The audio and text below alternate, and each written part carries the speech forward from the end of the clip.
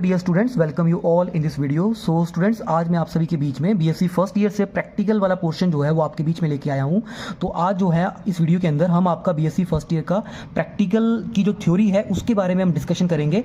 And this theory is from your first book which is chem 101, जो कि आपकी atomic structure वाली book है। यहाँ पे दो पोर्शन है, इनऑर्गेनिक वाला पोर्शन है एंड ऑर्गेनिक पोर्शन है। इनऑर्गेनिक में आप सभी जानते हैं ना, सेक्शन ए एंड बी जो आपकी थ्योरी है, ठीक है। और ऑर्गेनिक जो है आपका सी एंड डी सेक्शन जो है आपका, उसकी जो थ्योरी वाला पेपर है आपके, ठीक है। वहाँ पे दो सेक्शन इनऑर्गेनिक के, दो सेक्शन आपके ऑर्गेनिक के। तो उसी का आपके पास जो है वो 20 मार्क्स का आपका फाइनल में प्रैक्टिकल होता है। तो उसके बारे में आज मैं आपके बीच में यहाँ पे एक वीडियो लेके आया हूँ। तो मेरा ये वीडियो बनाने का जो मेन पर्पज़ है वो आपके पास जो प्रैक्टिकल पार्ट की थ्योरी होती है, ठीक है, उसके बारे में हम यहाँ पे डिस्कशन भी करेंगे, उसको समझेंगे भी। और बाकी जब आप जाके लैब में उसको परफॉर्म तो आप करोगे लैब के अंदर, लेकिन यहाँ जो थ्योरी वाला पोर्शन है मैं उसको लेके आया हूँ। तो इस बुक में जो हम फर्स्ट प्रैक्टिकल जो हम लैब में करने जा रहे हैं, this is from your KMnO4, ठीक है। KMnO4 मतलब पोटाशियम परमैंगनेट, ठीक है। इसकी टाइट्रेशन है, मतलब हम यहाँ टाइट्रेशन करने वाले हैं इनऑर्गेनिक पोर्शन के अंदर। ऑर्गेनिक में हमने कुछ एक कम्प्लेक्स जो आपके कुछ कंपाउंड्स हैं उनको हमने सिंथेसाइज करना है। नॉट सिंथेसाइज बट एक्चुअली हम उसकी प्योरीफिकेशन करेंगे, वो जब आगे आएगा तो हम वहाँ पे इसको डिस्कस करेंगे। तो यहाँ तो आपका इनऑर्गेनिक वाला पोर्शन है, इसके कुछ 3-4 प्रैक्टिकल्स हैं, तो हम उसको 1 बाय 1 डिस्कस करेंगे। आज की इस वीडियो में हमारे पास है KMnO4 वर्सेस ऑक्सैलिक एसिड, ठीक है। आपका एक्सपेरिमेंट नंबर 1, जिसका एम है हमारे पास, determine the percentage purity of the given sample of oxalic acid 3.5 gram of which are dissolve per litre of the given solution. You are provided with N/20 KMnO4 solution, ठीक है। बाकी आपने practical files पे भी कैसे लिखना है वो भी मैं आप लोगों के बीच में इस वीडियो के अंदर शेयर कर दूंगा, ठीक है। वो आपको बता दूंगा कैसे कैसे लिखना होता है। सबसे पहले बच्चों प्रैक्टिकल के एम को समझते हैं, मतलब हम करने क्या जा रहे हैं। देखो हमने क्या किया, हमने एक सैंपल लिया हुआ है। किसका सैंपल है आपके पास? ऑक्सैलिक एसिड का। मैंने क्या किया, मैंने 3.5 ग्राम, ठीक है, आपको एक स्ट्रेंथ दे दी गई है। मैंने क्या किया, मैंने 3.5 ग्राम वेट कर लिया ऑक्सैलिक एसिड का और उसको घोल दिया पानी के अंदर और उसका सोल्यूशन कितना बना लिया, 1 लीटर, ठीक है। मतलब 3.5 ग्राम जो ऑक्सैलिक एसिड है वो 1 लीटर के अंदर डिजॉल्व करके हमने उसका एक सोल्यूशन बना लिया ऑक्सैलिक एसिड का। अब हमने क्या किया, उस ऑक्सैलिक एसिड से बच्चों के बीच में जो है वो सैंपल जो है वो डिस्ट्रीब्यूट कर दिया और उनको बोला कि उसकी टाइट्रेशन करो। किसके साथ करनी है? बाय यूजिंग N/20 KMnO4, ठीक है। तो एट द एंड बच्चे क्या करेंगे, बच्चे उस टाइट्रेशन को परफॉर्म करेंगे और कुछ रिजल्ट निकाल के देंगे, which is your percentage purity, ठीक है। अब अगर मान लो कि जैसे मैंने आपको सैंपल दिया 3.5 ग्राम 1 लीटर के अंदर, अब मैं जानता हूं कि मेरा सोल्यूशन बिल्कुल एक्यूरेट बना हुआ है, तो इट मस्ट बी 100% प्योर। तो अब आप जो टाइट्रेशन करोगे उसके थ्रू आप कुछ परसेंटेज निकाल के दोगे कि जो आपको सैंपल मिला हुआ है, ठीक है, या फिर आपका जो प्रोसीजर है, जिस तरह से आपने काम किया उसके बेस के ऊपर कि आपकी प्योरिटी कितनी आई है, इज इट 100% प्योर और नॉट, ठीक है। आप उसको 100% निकालते हैं या नहीं निकालते हैं, वो आपके एक्सपेरिमेंट करने के ऊपर डिपेंड करता है, ठीक है। किस तरह से आप टाइट्रेशन परफॉर्म करोगे, किस तरह से आप जो भी काम करने जा रहे हैं वो आपने कैसे किया। तो ये तो हुआ हमारा एम। अब हमें चलते हैं कि जब हमें ये टाइट्रेशन करनी है KMnO4 की with respect to oxalic acid, तो इसके लिए आपको क्या क्या रिक्वायरमेंट्स की जरूरत पड़ेगी। तो रिक्वायरमेंट देखो हमारे पास क्या है, आपको कुछ अपरेटस चाहिए। अपरेटस क्या चाहिए? वी नीड ब्यूरेट, ठीक है। हमें ब्यूरेट चाहिए जिसके अंदर हम एक सोल्यूशन डालेंगे। तो सोल्यूशन कौन सा होता है? वो आपका KMnO4 का होगा। That means KMnO4 will be added directly in the burette. और बच्चों KMnO4 जो है हमारे पास, ये किस तरह का रिएजेंट होता है?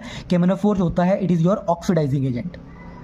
इस चीज़ को हम केमिकल इक्वेशन में करते हैं, ठीक है। आपके को ब्यूरेट के बाद हमें क्या चाहिए? ब्यूरेट के बाद नेक्स्ट थिंग हमें चाहिए पिपेट, ठीक है। पिपेट से हम पिपेट आउट करते हैं सोल्यूशन को। उसके बाद हमें चाहिए टाइट्रेशन फ्लास्क जिसके अंदर हमें टाइट्रेशन परफॉर्म करवानी है। Then you need some beakers and funnel, ठीक है। इतने कर हमें अपरेटस चाहिए होते हैं टाइट्रेशन को परफॉर्म करने के लिए। और जो आपके केमिकल्स हैं, केमिकल देखो दो तो आपके एक्सपेरिमेंट में दे रखे हुए हैं। You need N/20 KMnO4 solution which is potassium permanganate and you need oxalic acid, ठीक है। इसका सैंपल चाहिए, ये भी आपको दे रखा होगा। एंड इसके अलावा हमें एक और चाहिए which is your sulphuric acid. तो बच्चों ये सल्फ्यूरिक एसिड जो होगा, this is your dilute, concentrated नहीं चाहिए, 4 नॉर्मल, ठीक है। कंसंट्रेशन कितनी चाहिए इसकी? 4 नॉर्मल चाहिए हमें। अब चलो बच्चों इस प्रैक्टिकल को समझते हैं in the form of your chemical equation, ठीक है। This is very important part. तो केमिकल इक्वेशन में 2 तरह से लिखूंगा, one is your molecular equation and second is your ionic equation, ठीक है। तो मॉलिक्यूलर इक्वेशन में हमारे पास क्या होता है, मतलब हम डायरेक्टली जो फार्मूले हैं उनको लिखेंगे, आयंस की फॉर्म में नहीं लिखेंगे, सीधे उनके मॉलिक्यूलर फार्मूले लिखेंगे और वहाँ से उनकी रिएक्शन करवा के हम इसको देखेंगे कि हमारे पास क्या क्या बन रहा है। तो देखो मेरी टाइट्रेशन में हुआ क्या, पोटाशियम परमैंगनेट है in the presence of your acidic medium, ठीक है। मैंने सल्फ्यूरिक एसिड डाला हुआ है which is your acidic medium. जब इसके साथ पोटाशियम परमैंगनेट एक ऑक्सीडाइजिंग एजेंट है, जब ये रिएक्ट करता है तो it will form potassium sulphate. क्या बनेगा बच्चों? K2SO4। ये रिएक्शन बच्चों आपने बिल्कुल रट लेनी है। K2SO4 के साथ साथ यहाँ पे पोटाशियम से सल्फेट बन गया, K2SO4 मैंगनीज का सल्फेट बनता है विच इज योर MnSO4, ठीक है। और साथ में यहाँ से वाटर बनता है H2O विद योर वाटर। और बच्चों यहाँ से ना जो मेन पार्ट है, यू गेट नेसेंट ऑक्सीजन। क्या निकलता है यहाँ से आपका? You get nascent oxygen. अब बैलेंस करते हैं, तो यू नीड 2 KMnO4, यहाँ से आते हैं आपके 3H2SO4। जब आप रिएक्ट करवाओगे तो देखो पोटाशियम का क्या बनेगा, सल्फेट। इस तरह से आना, पोटाशियम का क्या बनता है, सल्फेट। फार्मूला क्या होता है, K2SO4, ठीक है, K2SO4। और मैंगनीज का क्या बनेगा, MnSO4, मैंगनीज सल्फेट। कितने मैंगनीज है, 2 है, यहाँ पे एक ही है तो 2 लगा दो, 2MnSO4। वाटर कितने हुए, देखो यहाँ पे 3 × 2 6 हाइड्रोजन है, यहाँ पे 2 ही है, इट मीन्स 3 से मल्टीप्लाई करना पड़ेगा, ठीक है, यू गेट 3 वाटर। अब हमारे पास ऑक्सीजन कितने बने, ठीक है, 8 यहाँ रिएक्टेंट में ये वाले हो गए और 12 ये हैं, 20। तो 4 ये हैं, 4 ये 8 यहाँ पे आ गए, 12 और 3 ये हुए 15। और बच्चों ये चीज़ मेन है, याद रखना कि potassium permanganate when react with sulphuric acid कितने नेशेंट ऑक्सीजन निकलते हैं, 5 नेशेंट ऑक्सीजन, ठीक है। इन्हीं नेशेंट ऑक्सीजन की वजह से KMnO4 जो है behaves as strong oxidising agent. Next आपके पास ऑक्सालिक एसिड है, तो ऑक्सालिक एसिड का फॉर्मूला क्या होता है, you have COOH and COOH, ठीक है, और साथ में इसके क्या लगे होते हैं 2 मॉलिक्यूल्स ऑफ वाटर। और जब आप इसको रिएक्ट करवाओगे विद दिस नेशेंट ऑक्सीजन, और आपको साथ में हीट भी करना पड़ता है अप टू 60 से लेके 70 डिग्री सेंटीग्रेड तक, ठीक है। जब आप इसको हीट करते हो तो बच्चों यहाँ से CO2, ठीक है, CO2 निकल गई, कितनी निकली, यहाँ पे carbon 2 oxygen, you will get 2 molecules of carbon dioxide along with यहाँ से वाटर, ठीक है। H बचा, देखो CO2 ये निकल गया ना, CO2 H बचे, तो ये दोनों H2 बन गया, कंबाइंड विद दिस नेशेंट ऑक्सीजन क्या बन गया, H2O। तो 2 वाटर ये भी हैं, एक और बन रहा है, you get 3 molecules of water, ठीक है। तो ये हमारे पास रिएक्शन आ गई। अब देखो बच्चों हुआ क्या, ड्यूरिंग दिस प्रैक्टिकल KMnO4 जो मॉलिक्यूल है वो 5 नेशेंट ऑक्सीजन निकाल रहा है आपके पास, लेकिन जो आपका ऑक्सालिक एसिड है उसने तो एक ही यूज़ की, तो हमें रिएक्शन को बैलेंस भी करना पड़ेगा, ठीक है। तो ऊपर 5 है, इस इक्वेशन को हमें किससे मल्टीप्लाई करना पड़ेगा, इंटू 5 करना पड़ेगा, ठीक है। यहाँ एक ही यूज़ हुआ है, इधर 5 निकल रहे हैं, तो इसको मल्टीप्लाई करने क्योंकि इंटू 1 करेंगे तो सेम ही आ जाएगा। तो ऊपर 5 है, नीचे एक ही यूज़ हुआ है, इसलिए इंटू 5 करना पड़ेगा। अब नेट इक्वेशन लिखो, क्या बन जाएगी हमारे पास, बच्चों you have 2 molecules of KMnO4, हमारे पास 2 मॉलिक्यूल्स है KMnO4 के, plus 3 we have 5 molecules of your oxalic acid COOH into 2 water, और साथ में 3 मॉलिक्यूल्स मेरे ये भी हैं बच्चों which is your sulphuric acid, ठीक है। तो मेरे सारे रिएक्टेंट है, 3 रिएक्टेंट आ गए मेरे पास यहाँ पे, ठीक है। ऑन रिएक्शन आपस में जब कंबाइन करेंगे, यहाँ से देखो बच्चों 5 इंटू दिस वन, 5 नेशेंट ऑक्सीजन, यहाँ पे भी 5 हैं, ये प्रोडक्ट में है, ये रिएक्टेंट में आपस में कट गए। So you will gate KMnO4 से क्या बना, we have K2SO4 and you have 2 molecules of MnSO4, then we have, देखो 5 into 2, how many CO2, you get 10 molecules of CO2 along with बच्चों 5 इंटू 3 15, ठीक है, और 3 वाटर यहाँ पे भी हैं ऊपर प्रोडक्ट्स में, तो टोटल 18 मॉलिक्यूल्स ऑफ वाटर।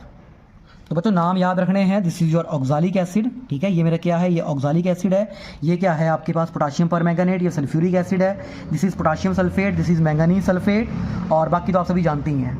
तो बच्चों देखो अब क्या क्या याद रखना है, KMnO4 किस तरह का रिएजेंट है, it is a oxidising agent. कैसा एजेंट है आपके पास, ये ऑक्सीडाइजिंग एजेंट है। और यहाँ पे मैंगनीज जो है इसकी ऑक्सीडेशन स्टेट क्या रहेगी, +7 रहेगी। कैसे निकालते हैं, जिसकी निकालनी है उसको X मान लो, बाकी सबकी लिख दो। पोटाशियम इट इज़ +1, ऑक्सीजन की क्या होती है -2 होती है, ठीक है। तो पोटाशियम कितने हैं, एक ही है, +1 प्लस निकालनी किसकी है, मैंगनीज की, X प्लस ऑक्सीजन कितने हैं 4, और एक की कितनी होती है -2 equal to net charge. Net charge देखो इसके ऊपर कोई भी चार्ज नहीं है, तो नेट चार्ज कितना होता है 0, ठीक है। अब हमारे पास क्या बन गया, we have X + 1, 4 × -2 it is 8 which is equal to 0। तो X +1 8 - 1, ठीक है, सिंपल या 1 - 8 it is -7 equal to 0। So X is equal to +7। तो बच्चों आपने क्या याद रखना है कि पोटाशियम परमैंगनेट जो है वो ऑक्सीडाइजिंग एजेंट है, और यहाँ पे मैंगनीज की ऑक्सीजन स्टेट कितनी होती है, इसकी ऑक्सीजन स्टेट है आपके पास +7। तो ड्यूरिंग दिस टाइट्रेशन ये जो पोटाशियम परमैंगनेट है, ठीक है, ये कन्वर्ट किसके अंदर हो रहा है, मैंगनीज सल्फेट। और यहाँ मैंगनीज सल्फेट में मैंगनीज की ऑक्सीडेशन स्टेट क्या आई, यहाँ पे तो +7 थी, ठीक है, यहाँ पे कितनी आई, तो देखो यहाँ पे क्या लगा हुआ है सल्फेट, सल्फेट के ऊपर क्या चार्ज होता है -2, ठीक है। अगर ये -2 है तो ये कितना हो जाएगा, दिस इज +2, ठीक है। तो देखो +7 से +2 के अंदर कन्वर्ट हो रहा है। तो बच्चों आपने यही चीज़ याद रखनी है कि पोटाशियम परमैंगनेट में मैंगनीज जो है +7 से कहाँ कन्वर्ट हुआ, इट कन्वर्ट्स इनटू +2। तो कितने इलेक्ट्रॉन्स का चेंज हुआ, 5 इलेक्ट्रॉन चेंज हो रहा है हमारे पास यहाँ पे। How many electron change, 5 electron change. तो KMnO4 क्या है? KMnO4 ऑक्सीडाइजिंग एजेंट है, और ऑक्सीडाइजिंग एजेंट क्या होते हैं? जो औरों को ऑक्सीडाइज करते हैं और खुद क्या हो जाते हैं आपके पास? रिड्यूस। ठीक है, वो रिएजेंट जो औरों को ऑक्सीडाइज करें और खुद की क्या होती है? Reduction. They are called as your oxidising agent. तो आप देख सकते हो मैंगनीज पोटाशियम पर मैंगनेट जो है उसमें मैंगनीज की रिडक्शन हो गई है इंटू +7 से +2। ठीक है, खुद जो पोटाशियम पर मैंगनेट है वो कन्वर्ट हो गया मैंगनीज सल्फेट के अंदर। तो खुद की हो रही है रिडक्शन और दूसरे की क्या करेगा? ऑक्सीडेशन। तो ऑक्सीडेशन किसकी कर रहा है? ऑक्सालिक एसिड की। तो ड्यूरिंग दिस रिएक्शन यहाँ जो 5 इलेक्ट्रॉन चेंज हुआ इसको यहाँ पे लिखेंगे हम नेशनल ऑक्सीजन की फॉर्म में इस तरह से। ठीक है, 5 नेशनल ऑक्सीजन निकले थे ना आपके पास, तभी निकले क्योंकि 5 इलेक्ट्रॉन चेंज हो रहा है आपके पास। अब यहाँ पे क्या हुआ? ये जो ऑक्सालिक एसिड मॉलिक्यूल है इसने उनको पकड़ा नेशनल ऑक्सीजन को एंड ऑक्सीडाइज हो गया इनटू द CO2। तो बच्चों यही फंक्शन है KMnO4 का कि वो ऑक्सालिक एसिड को ऑक्सीडाइज करता है CO2 में और खुद की क्या होती है? रिडक्शन। अब इस चीज़ को समझते हैं आयनिक की फॉर्म में। तो देखो बच्चों आयनिक इक्वेशन में क्या होगा हमारे पास? ये जो आपका आयन है पर मैंगनेट आयन MnO4 नेगेटिव, इसको बच्चों क्या बोलते हैं? This is called as permanganate. So this is permanganate ion. ठीक है, ये रिएक्ट करेगा। मीडियम कौन सा है? एसिडिक मीडियम है। और क्या होगी बच्चे इसकी? क्योंकि ये ऑक्सीडाइजिंग एजेंट है तो इसकी रिडक्शन होनी है। इट मीन्स रिडक्शन क्या होता है आपके पास? Gain of electron.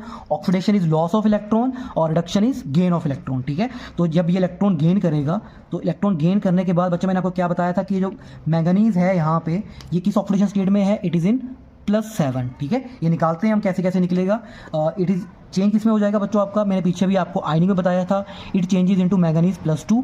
अब देखो बच्चों यहाँ पे H+ है और ऑक्सीजन है, हाइड्रोजन है, ऑक्सीजन है, आपस में कंबाइन कर दो क्या बन जाएगा? वाटर। तो 4 ऑक्सीजन है, how many water? 4 water molecules बन जाएंगे। सीधे ऐसे याद रखना बच्चों। ठीक है, पर मैंगनेट H+ इलेक्ट्रॉन। ठीक है, +7 में यहाँ पे होता है चेंज कर जाएगा किसके अंदर? +2 के अंदर। तो इलेक्ट्रॉन चेंज कितना हुआ? 5 का हुआ। यहाँ 4 ऑक्सीजन है तो इट मीन्स 4 वाटर बनेंगे। तो अगर 4 वाटर बनेंगे तो हाइड्रोजन कितने चाहिए आपको? 8 चाहिए। 4 × 2 तो it means you need 8 H+ आए। तो बच्चों how to calculate the oxidation state of manganese in this permanganate ion? मैंने बताया जिसकी निकालनी है उसको x मान लो और दूसरे की लिखते जाओ। ऑक्सीजन कितनी होती है? -2। ठीक है, तो मैंगनीज कितने हैं? एक ही है x प्लस ऑक्सीजन कितने हैं? 4 हैं। ए की कितनी होती है? -2। ठीक है, is equal to net charge. Net charge देखो यहाँ पे इस आयन के ऊपर कितना चार्ज है? -1। तो ये नेट चार्ज लिखना है इस तरह से। तो x 4 × -2 -8 इज इक्वल टू -1। -8 को इधर ले जाओ, x इज इक्वल टू -1 + 8। तो x इज इक्वल टू +7। बच्चों चाहे मॉलिक्यूलर लिखो चाहे आयनिक लिखो, इक्वेशन जो मर्जी लिखो, आपके पास नेट ऑक्सीडेशन स्टेट कितनी आएगी? +7 ही आएगी। ठीक है, अब हमने क्या करना है इसके बाद? ये देखो ये तो है ऑक्सीडाइजिंग एजेंट, ये तो कन्वर्ट कर रहा है आपके पास खुद को +7 से कहाँ पे? +2 में। ठीक है, खुद को इसने +7 से +2 में कन्वर्ट कर लिया। तो एट द सेम टाइम हमारे पास जो दूसरा आयन है which is your oxalate which is C2O4, 2H निकाल दो क्या बन गया? C2O4 2 negative. ठीक है, तो इसकी बच्चों अगर इसकी रिडक्शन होती है तो इसकी क्या होगी? ऑक्सीडेशन होगी। और ऑक्सीडेशन में बच्चों क्या होता है? ऑक्सीडेशन होता है लॉस ऑफ इलेक्ट्रॉन। ठीक है, तो हम इसको कन्वर्ट कर देंगे, हीट करेंगे ना इसको। हीट करने के बाद तो ये बना देगा this will form 2 molecules of CO2। ये तो सीधा ही है ऑक्सालेट आयन, 2 मॉलिक्यूल CO2। और बच्चों इलेक्ट्रॉन चेंज कितना होगा? ठीक है, यहाँ पे we will have 2 electron change. कैसे हुआ निकालते हैं। ठीक है, we have oxalate C2O4 2 negative. निकालनी किसकी है?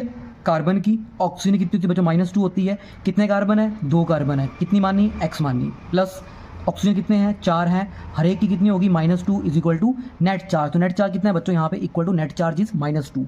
अब निकाल लो इसको। 2x - 8 is equal to -2। So 2x is equal to -2 + 8 which is equal to plus का 6। ठीक है, 8 - 2 is 6। So 2x is equal to 6, x is equal to +3। ठीक है, इसका मतलब क्या हुआ? कार्बन में जो कार्बन है ना इसकी ऑक्सीडेशन स्टेट कितनी है? +3। जब ये कन्वर्ट हो गया इनटू CO2 तो यहाँ कार्बन की ऑक्सीडेशन स्टेट की क्या आएगी? x कार्बन की है, ऑक्सीजन की कितनी होती है? -2। तो we have x plus 2 oxygen है, हर एक की -2 equal to 0, x is equal to 4। It means यहाँ कार्बन +4 में है बच्चों और इधर कार्बन कितना है? यहाँ पे कार्बन है +3।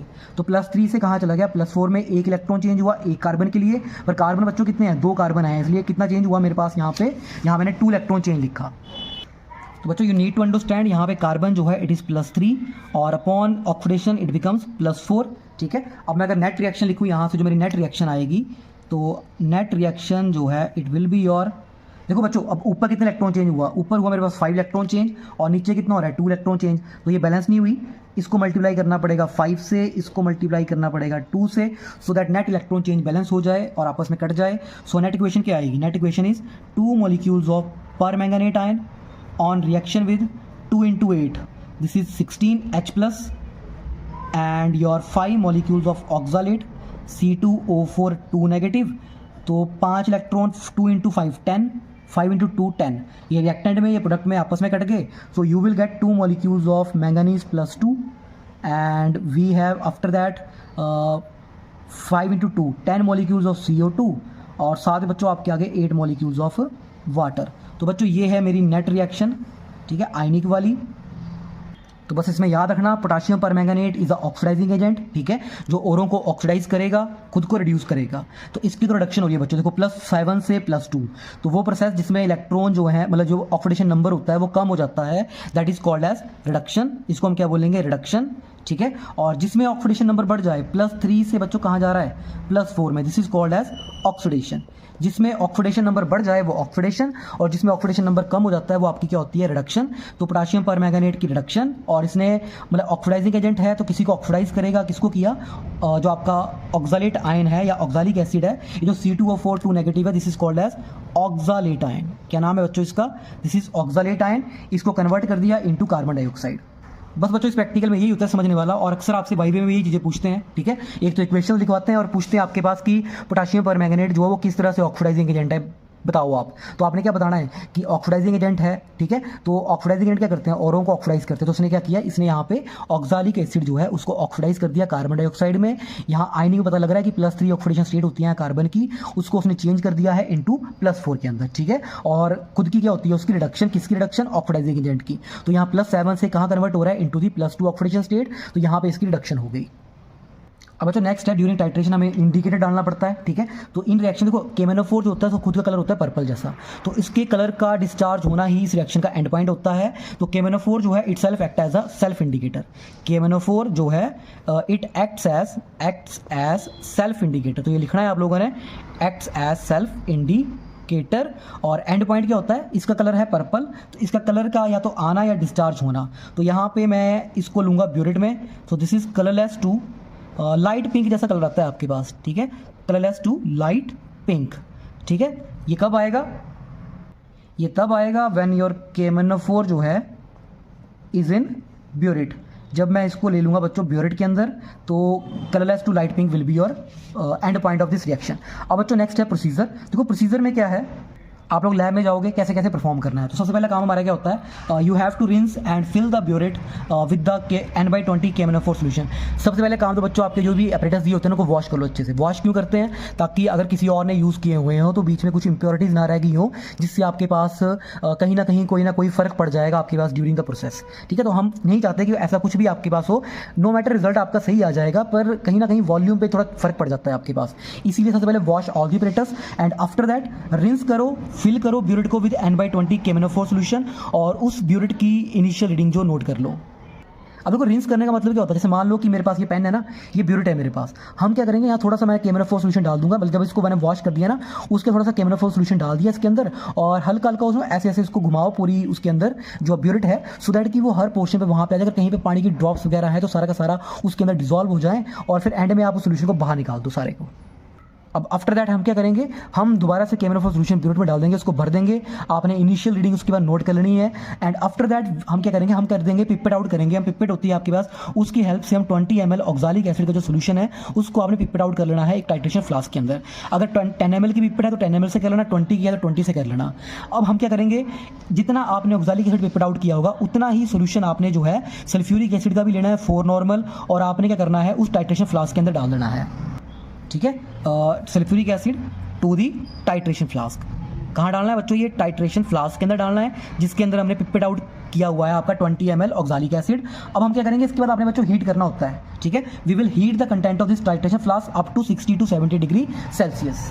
अब देखो बच्चों ये आपके ऊपर डिपेंड करता है, या तो थर्मामीटर लगा के हीट कर लेना। अगर थर्मामीटर नहीं लगाना है तो मैं आपको सीधा सा तरीका बताता हूँ। जब आप हीट करोगे ना तो तब तक हीट करना है जब तक आपका बिक्कर जो है बिकम्स अनबियरेबल टू टच। मतलब आपका जो पुट्टा हाथ होता है ना, इसके ऊपर बिक्कर को लगाना इस तरह से, ये आपके देसी जुगाड़ होते हैं, ठीक है। जब तक आप उसकी हीट को बियर कर सकते हैं ना, ठीक है, तब तक तो आप उसको गर्म करते रहो। जब आपको लगेगा कि आप बहुत ज़्यादा गर्म हो गया, आप उसकी हीट को बियर नहीं कर सकते हैं, तब आपने उसको हटा लेना है। वैसे इसके लिए बेटर सोल्यूशन बच्चों यही होता है कि आप थर्मामीटर लगा के चेक करना कि 60-70 डिग्री सेल्सियस हुआ कि नहीं हुआ, जब वो पता लग गया, आफ्टर दैट आपने क्या करना है बच्चों, अब आपने ब्यूरिट से केमेनोफोर सॉल्यूशन गिराना है उस टाइट्रेशन फ्लास्क के अंदर, ठीक है। Now run down the K M N O four solution from the burette into the titration flask, slowly गिराना, ठीक है, ड्रॉप वाइज गिराना विद कांस्टेंट शेकिंग, स्टर करते रहना सोल्यूशन को, ठीक है, शेक करते रहना सोल्यूशन को, मतलब टाइट्रेशन करनी है ना आपको, उसमें घुमाना पड़ता है उसको अच्छे से।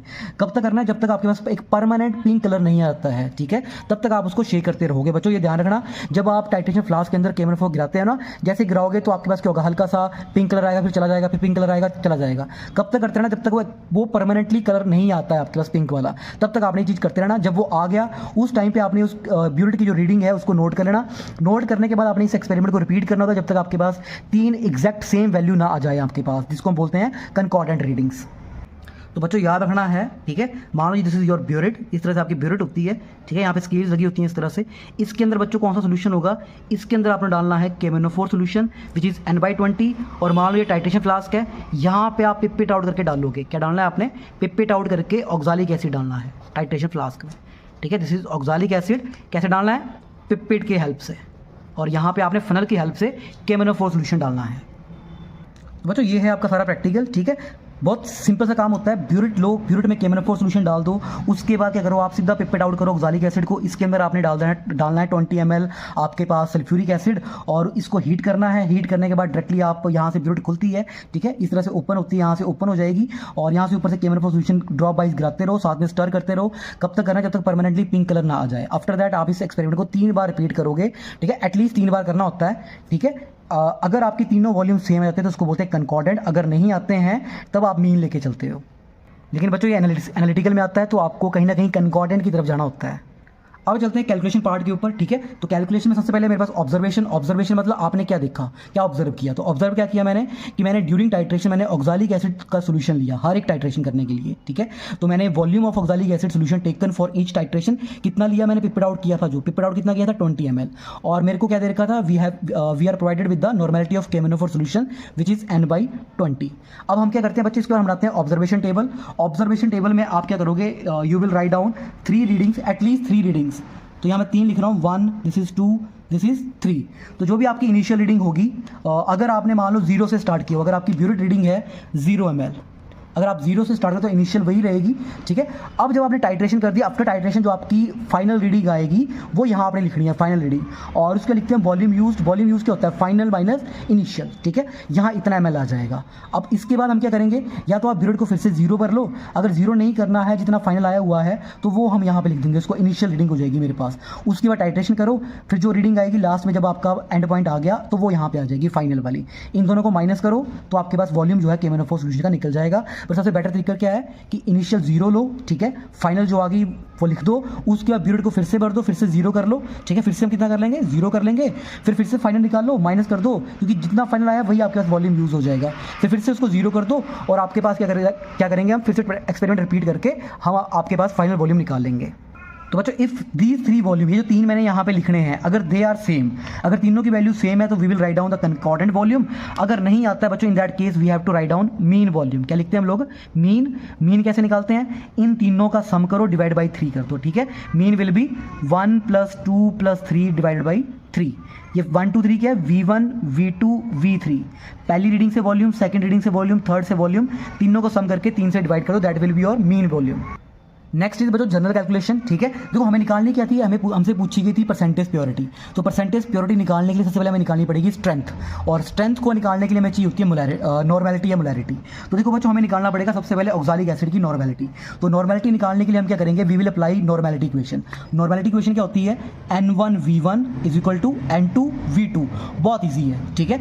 N1V1 जिसका निकालना है, किसका निकालना है, ऑक्सालिक एसिड का, और N2V2 जिसका दे रखा होता है, क्या दे रखा हुआ है, केमेनोफोर दे रखा हुआ है, ठीक है। तो हम निकालने क्या जा रहे हैं, we are going to calculate the normality of K M N O four which is N1 = N2V2 divided by बच्चों क्या आ जाएगा, V1, ठीक है। तो N1 बच्चों कितना आ गया, N1 = N2 normality of KMnO4 which is 1/20 ये दे रखा हुआ है, into V2 is your volume of KMnO4 use during titration. तो बच्चों ये जो यहाँ से आया मेरा वॉल्यूम कंकॉर्डेंट वाला, ठीक है, ये मीन करके जितना भी आएगा आपने इसको लिखना है। तो मैं इसको अभी के लिए V मान के चल रहा हूँ, डिवाइडेड बाई वॉल्यूम V1 बच्चों क्या है, V1 is volume of oxalic acid solution taken. ये कितना लिया था हम लोगों ने टाइट्रेशन में, ये लिया था बच्चों हम लोगों ने 20 ml। तो इसको यहाँ पे लिख दो डिवाइड बाई 20 ml। तो N1 कितना आ गया, this is equal to V divide by 400 और नॉर्मेलिटी की यूनिट क्या होते हैं N।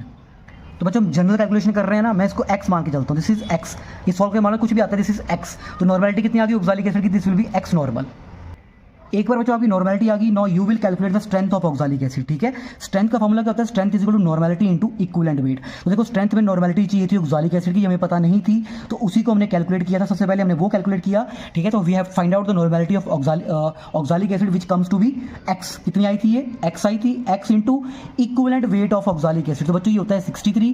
कैसे निकालते हैं इसको मैं कैलकुलेट करना सिखाता हूँ आपको, क्योंकि this is also very important part. तो बच्चों इक्विवेलेंट वेट निकालने का फॉर्मूला होता है मॉलिक्यूलर वेट डिवाइडेड बाई या तो इलेक्ट्रॉन चेंज या फिर एसिडिटी। मैंने स्लैश लिखा, मैं इसको और लिखता हूँ, ठीक है, या तो इलेक्ट्रॉन चेंज या फिर एसिडिटी या फिर आपकी बेसिसिटी। तो बच्चों मेरे पास यहाँ पे रिडॉक्स रिएक्शन हुई ना, ऑक्सीडेशन भी हुई, रिडक्शन भी हुई, तो मैं यहाँ पे लिखूंगा आपका इलेक्ट्रॉन चेंज, ठीक है। तो equivalent weight is equal to molecular weight divided by electron change, इतना ही लेने जा रहा हूँ मैं। तो बच्चों देखो यहाँ पे इलेक्ट्रॉन चेंज कितना, मॉलिक्यूलर वेट किसका, ऑक्सालिक एसिड का। तो बच्चों इसका जो वैसे इसका जो मॉलिक्यूलर वेट होता है दिस कम्स टू बी 126 होता है आपके पास। फिर भी आपको करके बताता हूँ, 2 कार्बन है, एक का 12 होता है, 2 का कितना हो गया 24, 4 ऑक्सीजन आए, एक का 16, ठीक है, और 4 का कितना हो गया हमारे पास 64 हाइड्रोजन, ठीक है। इन 2 का 2 आ गया, 2 वाटर है, एक का 18, 2 का 36, ऐड कर दो, ठीक है, सभी का ऐड करके 126 आ जाएगा, ठीक है। तो बच्चों देखो नेक्स्ट हमारे पास क्या था, नेक्स्ट हमारे पास था इलेक्ट्रॉन चेंज, ठीक है, मॉलिक्यूलर वेट मैंने लिख दिया, नेक्स्ट इज इलेक्ट्रॉन चेंज। तो बच्चों देखो इलेक्ट्रॉन चेंज कितना था ऑक्सालिक एसिड वाली रिएक्शन में, यहाँ पे था 2 इलेक्ट्रॉन चेंज, ठीक है, हम इलेक्ट्रॉन चेंज 2 इलेक्ट्रॉन चेंज, तो मैं इसको डिवाइड कर दूंगा 2 से विच कम्स टू बी 63, ठीक है। तो यहाँ से 63 आया। या फिर अगर आपने एसिडिटी बेसिडिटी से याद रखना है तो देखो ऑक्सालिक एसिड में कितने रिप्लेसेबल हाइड्रोजन है, जो मेरा इसका मॉलिक्यूलर इक्वेशन थी ये वाली, इसमें 2 हाइड्रोजन यहाँ से निकाल सकता है आपके पास, ठीक है। तो अगर 2 हाइड्रोजन निकल जाएंगे तो डिवाइड बाई 2, ठीक है।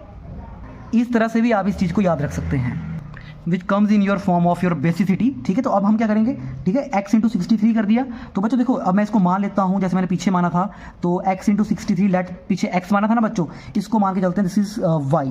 तो यूनिट क्या होंगे, strength is expressed in the units of gram per litre, ठीक है बच्चों। तो स्ट्रेंथ कितनी आ गई ऑक्सालिक एसिड की, strength comes to be y gram per litre. Units का ध्यान रखना, ठीक है, क्योंकि अक्सर वाईवे में यूनिट वगैरह पूछते भी हैं कि स्ट्रेंथ के यूनिट क्या होते हैं, तो ग्राम पर लीटर, वहाँ बच्चे आंसर नहीं करते हैं।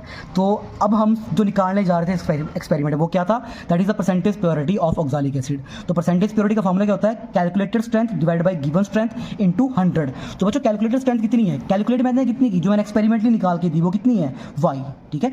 कैलकुलेट मैंने ये की हुई है, गिवन क्या है जो आपको एक्सपेरिमेंट में दे रखी हुई थी, कितनी दे रखी थी, 3.5 ग्राम which has been dissolve per litre, मतलब 1 लीटर मैंने कितना डिजॉल्व किया है, 3.5 ग्राम। तो ये इसकी स्ट्रेंथ है which is 3.5 gram per litre. इसको मल्टीप्लाई कर दो इंटू 100, तो अकॉर्डिंगली जो भी मेरे पास ये परसेंटेज आएगी, यहाँ पे जितना भी आता है, दैट इज योर रिजल्ट।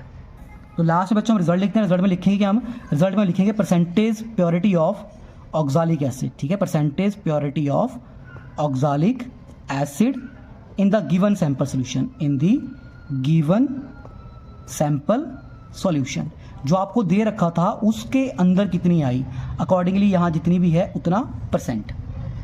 तो बच्चों देखो, जब आप लोगों ने एक्सपेरिमेंट लिखना है अपनी फाइल के अंदर, तो आपने क्या ध्यान रखना है, आपकी फाइल में 2 पेजेस होते हैं, ठीक है। जब आप फाइल लोगे ना, उसमें 2 साइड्स होंगी। साइड्स कौन सी होगी, एक आपकी बिल्कुल ब्लैंक होती है जो व्हाइट वाली होती है आपके पास, एंड सेकंड आपके पास लाइन वाली होती है। जैसे सपोज मेरे पास एक प्रैक्टिकल फाइल है, ठीक है, यहाँ पे 2 साइड्स है ना, एक ये होगी बिल्कुल ब्लैंक, यहाँ पे आप लेड पेंसिल से लिखते हैं, और दूसरी साइड ये लाइन वाली, यहाँ पेन से लिखोगे। तो आप लोगों ने करना क्या है, जो आपकी ब्लैंक साइड है, ठीक है, यहाँ पे जो जहाँ पे आपने लेड पेंसिल लिखना है, हम लिख देता हूँ, लेड पेंसिल से आप लिखोगे, इसमें आपका एम आता है, एम लाइनिंग वाली साइड पे भी आता है, रिक्वायरमेंट, एपरेटस, केमिकल दोनों साइड आएंगे, केमिकल इक्वेशन दोनों साइड आती है, आपकी मर्जी है कोई एक लिखो या दोनों लिखो, डिपेंडिंग ऑन योर टीचर। फिर उसके बाद इंडिकेटर, एंड पॉइंट, ये भी दोनों साइड जाएंगे। देखो अब लाइनिंग वाली साइड में, ठीक है, प्रोसीजर लिखना है, ऑब्जर्वेशन टेबल बनाना, साथ में जनरल कैलकुलेशन भी आएंगी। लेकिन जो आपकी ब्लैंक वाली साइड होती है ना लेड पेंसिल से, वहाँ आप लिखते हो ऑब्जर्वेशन टेबल, यहाँ जनरल कैलकुलेशन होती है, यहाँ पे क्या होती है, कैलकुलेशन। अब आप बच्चों जो भी आपके रिजल्ट आए ना सारे के साथ, जो भी आपने एक्सपेरिमेंटली परफॉर्म किया, उसकी वैल्यू यहाँ भरोगे सारी की सारी, और उसका रिजल्ट निकाल के दोगे।